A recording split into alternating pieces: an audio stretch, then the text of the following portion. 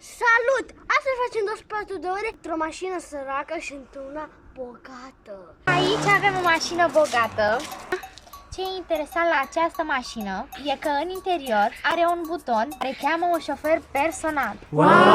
Mașina asta e una săracă. În mașina săracă nu vom găsi decât o sticlă de apă, un măr și trudiți.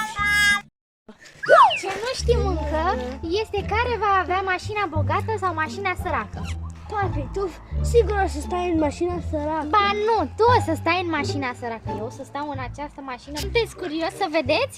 Dați în clipul asta un like și un subscribe. Hârtie, piatră, foarfecă.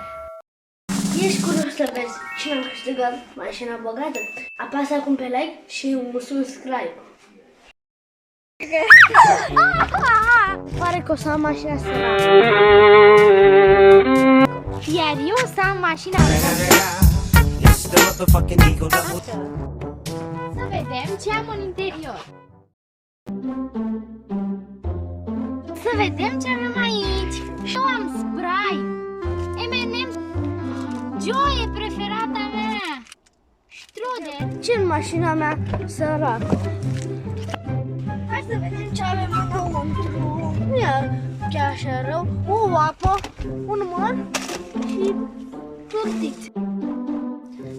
Să dau drumul la căldură pentru că mașina mea are căldură. Oare Mario ce o face? Aș vrea și eu spray, cum are papi, de toate. Hai să pornesc pe întretura. Să pare că nici crădură n-am.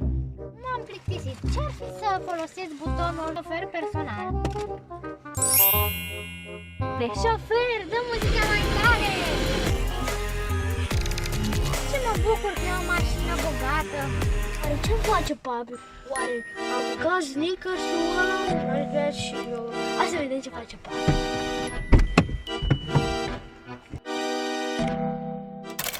Ce bine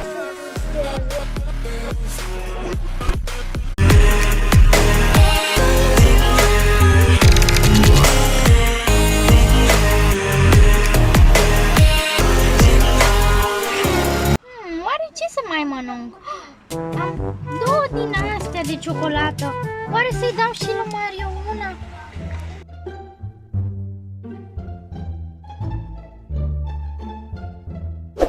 hai să deschid.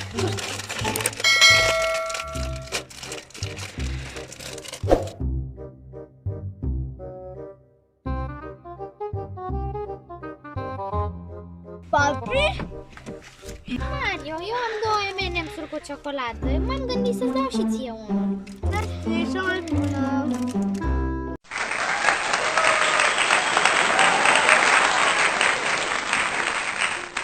Da, a fost challenge-ul nostru de astăzi. Dacă ți-a plăcut, să dai un like și un subscribe. Pa, pa!